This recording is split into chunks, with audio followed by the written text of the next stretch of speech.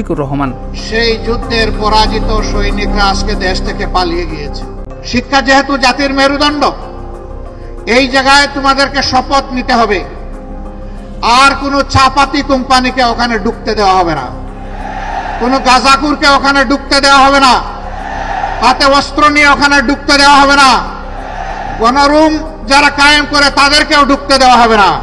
ইসলামী ছাত্র শিবির এবং এখানে অন্যান্য ছাত্র সংগঠনের যে সমস্ত নেতৃবৃন্দ উপস্থিত আছেন, তাদের কাছে আমি আহ্বান জানাতে চাই, আরেকটি যুদ্ধ করার জন্য তোমাদেরকে তৈরি হতে হবে। সেই যুদ্ধটা হচ্ছে শিক্ষা প্রতিষ্ঠানকে সবার আগে মেরামত করা। যদি তোমরা শিক্ষা প্রতিষ্ঠানকে সেইভাবে গড়ে তুলতে পারো, তাহলে 24-এর এই ত্যাগ ইনশাআল্লাহ শতভাগ সফল হবে।